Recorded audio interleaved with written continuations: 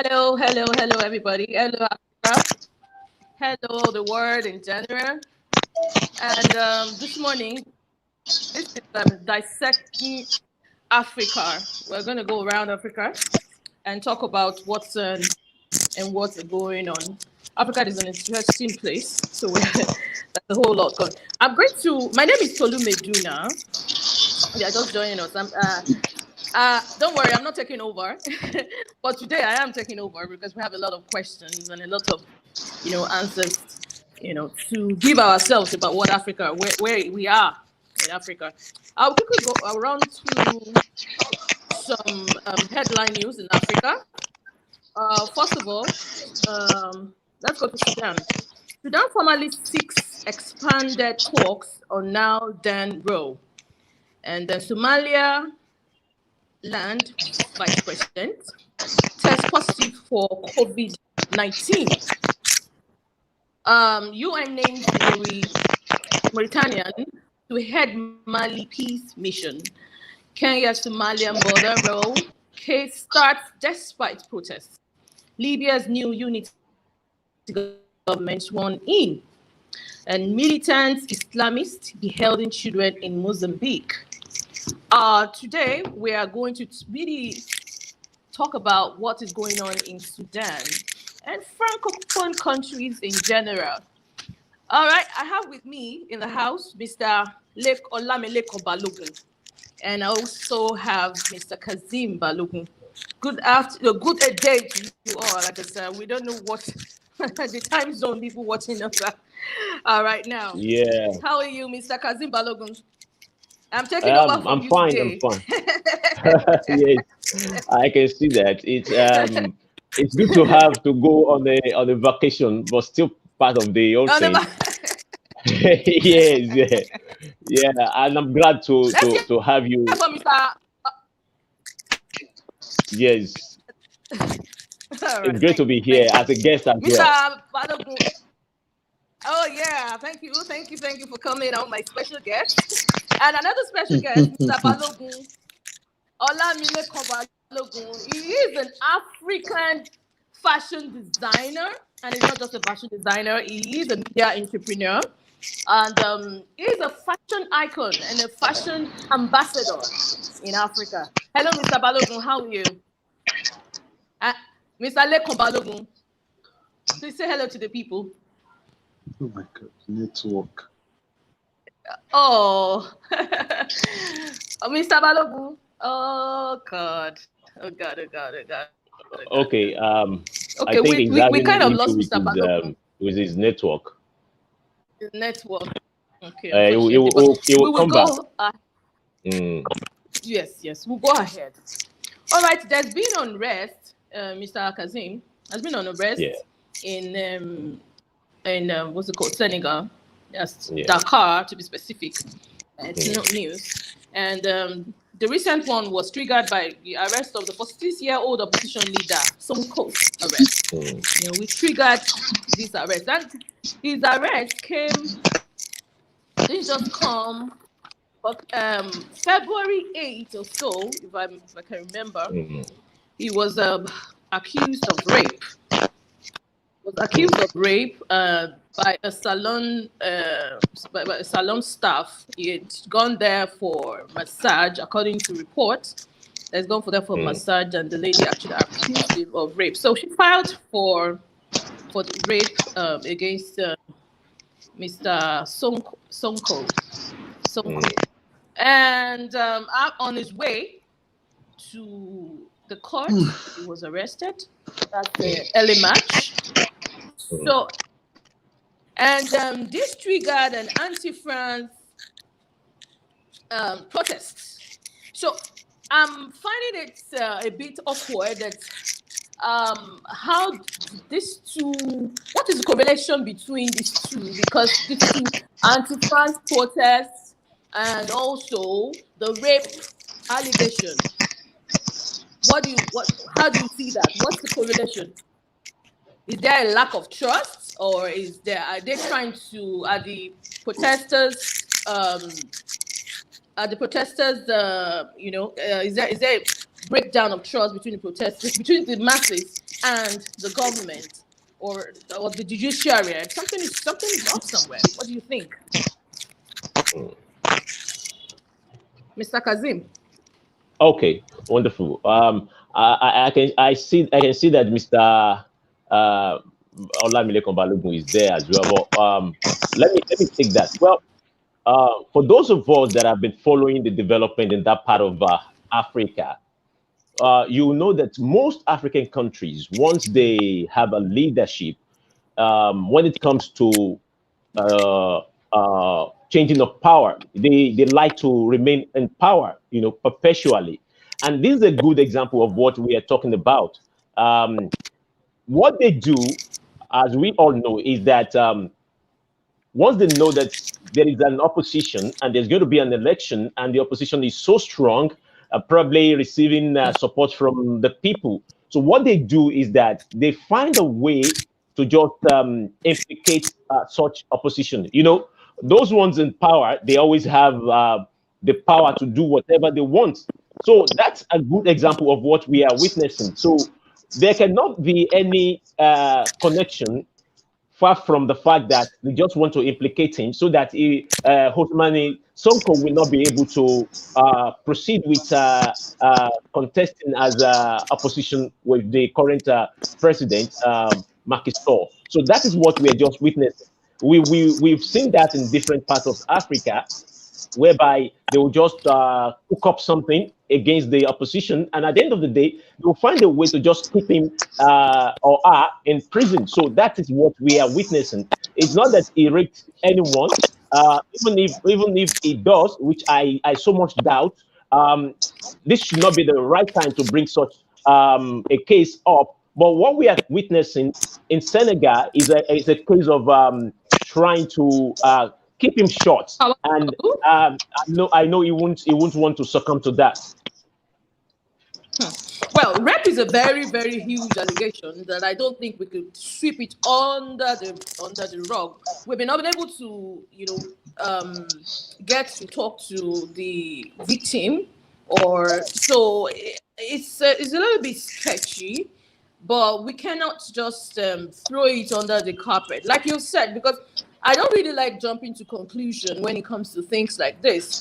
What? Because according to Sonko, he was at the massage salon.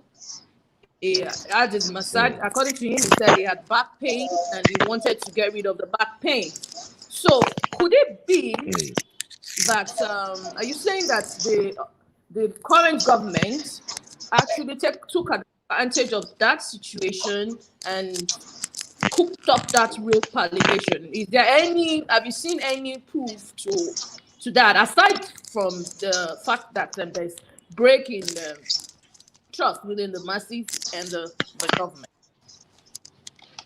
Yeah, that's just the fact behind the whole thing. If you know the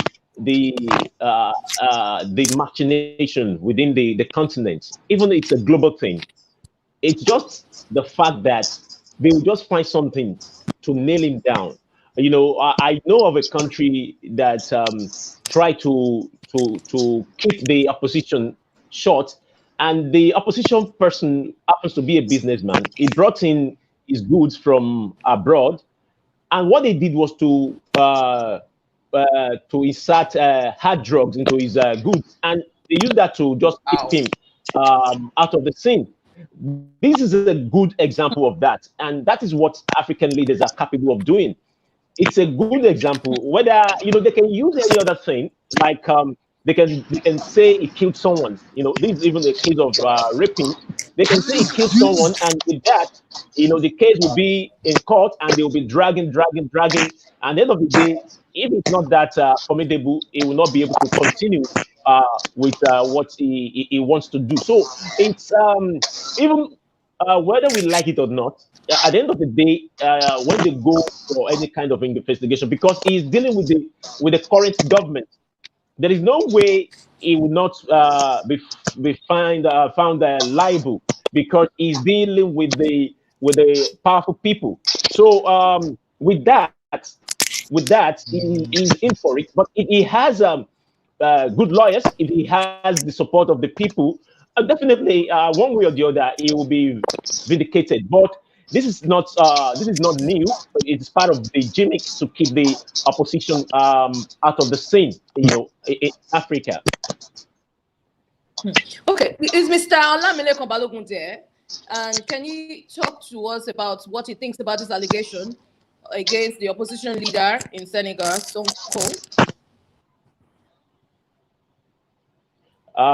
He's been having he's been having technical issue. He was there before, but he opted out again.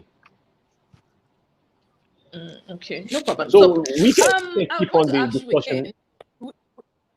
Let's go ahead. One more question. One other question I have. Sonko is a strong opposition leader, and his voice has always been very loud, and he has a lot of followers. But are you sure is that strong enough for the current president Macky to be so scared? Because if you look at the record, the last time there was an election in Senegal, Mr. Balogun is back. There was somebody who came second. So why is Sonko the target?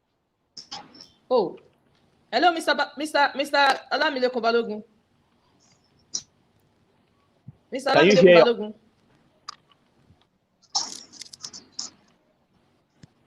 Okay. Can you hear me? Okay, can hear us. Yeah, we can hear you. So I want to quickly run back. Can you hear me? Yes, perfectly. I can hear you perfectly. I want to hear your opinion about what's going on in Senegal. Yes, can you hear me? Perfectly, sir. Perfectly, I can hear you. So, can you give us your opinion about the present situation in Senegal? Okay, I think he cannot hear us. Yes, Mr. Balogun. Can you hear me? Yes, I can hear you. We can hear you. Go ahead. Okay. In any environment where there is no justice,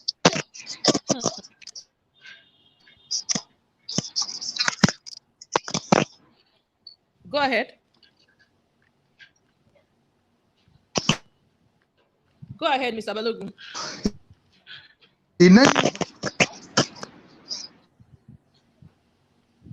You see,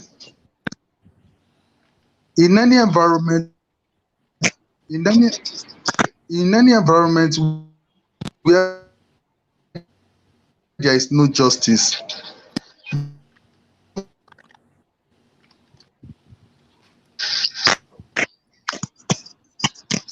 yes, that is what I'm saying. That is what I'm saying. Okay. I think we're going to have to let Mr. Balogun go because the network is really bad and we have a lot of things to talk about. Yeah, he was trying to say something. Mr. Balogun, go ahead.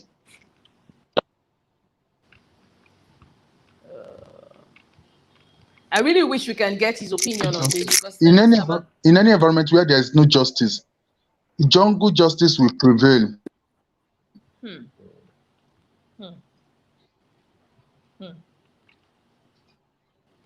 Well, he's gone again. It's the network. So let's just it's the network. Let's just let him go. Let us let him be for now. We'll plan it another time because he's really vast on this topics, and he's very passionate. He's a passionate African. All right, let's go ahead. I asked you a question. I asked if you think President Macky is actually really scared of Sonko, who came third. There's a person who came second. So how come that person who came second is not being a victim? Why is it the one who came third the victim? The alleged victim of sabotage. It depends on how your mindset is. The way things play out. At times, you never can tell. Now, I just want to bring in a scenario. The scenario is this: the person that came second may not be that formidable, unlike Sonko. So for him to now come out, to demand the right to be recognized, it tells you that he's getting the support of the people. And like what they say, vox populi, vox dei. The voice of the people is the voice of God. Look at what has been happening in Senegal, for the past 4 years now. The current government has not been finding it that easy with the people. They want a formidable, they want, definitely people will demand for new person, a change of government, especially when they discover that things are not working the way they want. So that is what we are seeing now. And they want someone that can come challenging. Maybe the guy that came second is not that formidable, is not that strong enough. They will just divert their allegiance to someone else. Look at this, a very young guy. He's strong. I can see. It may not be that. It may not have the 100% clout, but there's something that people always prefer when they see you. Challenge the authority. So he's been doing that lately, and they thought this is a person that can really take them to the promised land. So that is why you see that before you know it, look at the number of people that went to protest, where it was held. That tells you that he's coming up. And at the end of the day, other opposition leaders can still merge with him. So we've seen that played out in some other African countries. So I don't want to see him as an underdog. Let me quickly with what come has happened now, Let- is he can okay. Okay, let me quickly come in. That you said that the people see him as a formidable force, and it's so it's not too strange, but it's kind of interesting the way the protest, the way the reason he was being Sonko was arrested. He was arrested for rape, and people quickly changed it to anti-France protest. So you have said that that the people, they want to change, they want a better life because things are not running properly like they want it to run, and they changed it to anti-France protest, destroying a lot of France businesses, properties. So many properties now lost total, and I have a list of them. According to Al Jazeera, excuse me, French-owned businesses across the Senegal capital, Dakar, are now coming to terms with the smashed windows and destructions of merchandise. Burn out premises after days of a nationwide anti-government protest in West Africa country. So, what do you think this the quick shift to attacking French businesses? What in your own view? What prompted that? What prompted that? This is not okay. This is not starting now. It's not starting now. The system that France is operating is quite different from what England is operating. So what France is operating is that we gave you independence, but truly we are not yet done with you. So for the fact that they believe all the colonies, all the Francophone colonies still belong to France. So they are still part of those countries. For instance, most of these are like the currency that they spend now, the what's it called? CFA. France still prints CFA in France and they bring to Africa, and they have their central bank in Abidjan. You just mentioned that, and recently I read that there's going to be a new currency, the ECO. There's going to be a new currency, the ECO or something. But looking at it, there's still going to be, France is actually going to, okay, let me read it. It's official that the ECO will replace the CFA as currency in 8 Francophone countries that form the West African Economic Economic and Monetary Union. That's the WEMOA.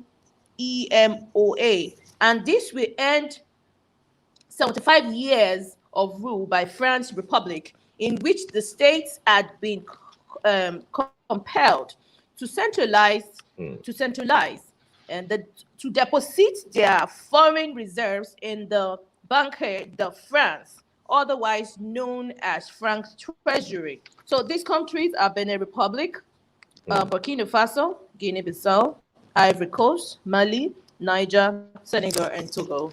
So if you are giving them their own currency, how come France is still going to dictate even the exchange rate and where they keep the money? What's your view on that, Zach? Well, I can see Mr. Balogun again. Can you hear us? Let's check if he can hear us, so that we probably can respond to that. You can hear us, huh? But okay, it seems he can't. Now let me respond to that. Why he's trying to come online? You try to respond to that, please, quickly. Yes. Okay. Go ahead. Can you hear me? Go ahead. Yes, we can hear you. Go ahead. Mr. Balogun, just go ahead. We can hear you loud and clear. Can you hear me? Yes, just we keep can. speaking. Go ahead. Just go ahead. keep on speaking. Yeah, go ahead. Yeah.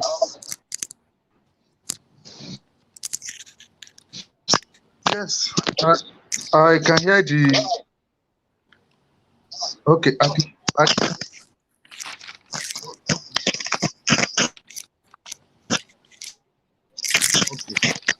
I can hear the question. So Kolu asked the question that how can France take control Francophone Africa despite the independence? Okay. Yes.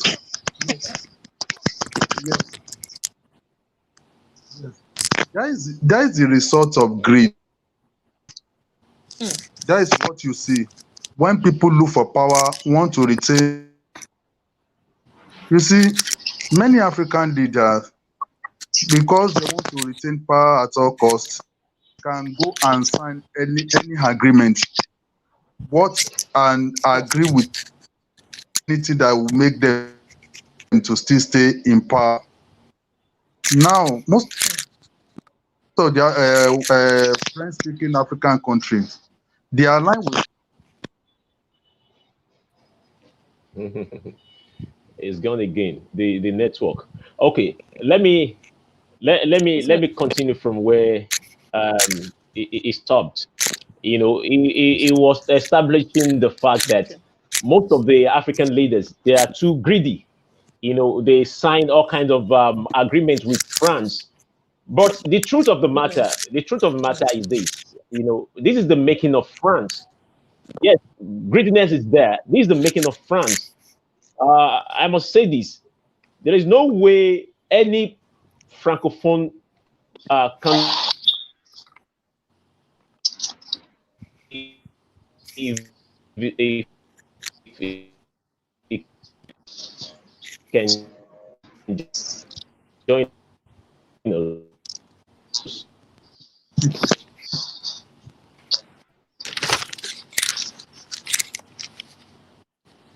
Hello. Yes. Hello, Mr. Yes. Kazim or Mr. Lamileko. I think.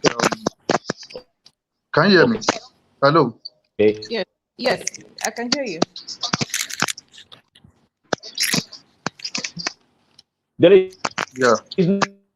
no Can you hear me? Yes. way. Can you hear me? Yeah. I think we need to start Country. this program once again, because We can't finish it today.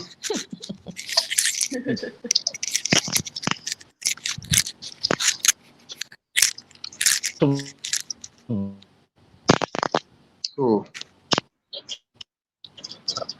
I think we need to have this program once again because this is an interesting program. Thank you. Yeah. Go ahead, Mr. Bologun.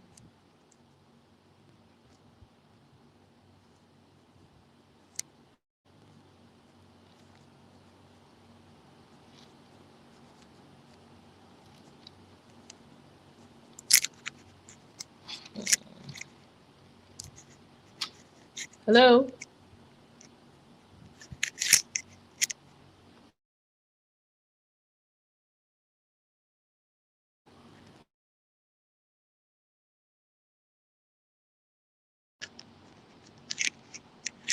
Hello. Okay. All right. I think we're having issues, so we'll come back. Let's come back after this. Thank you.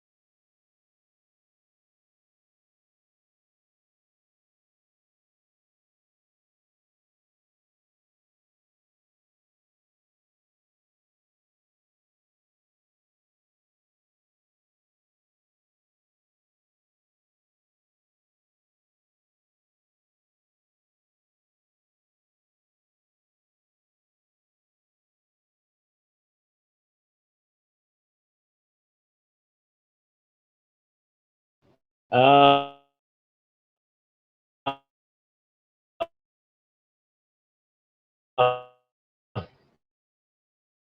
well,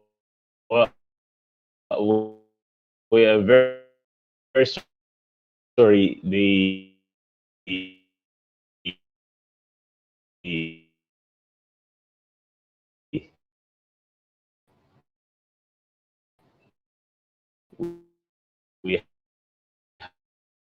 had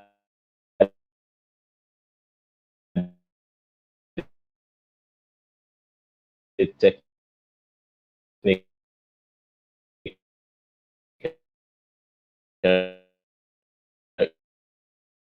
issue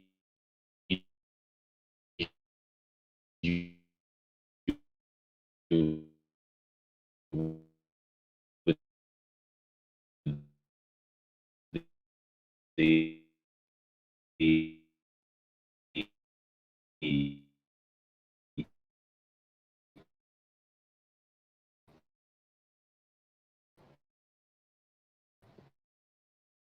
network there.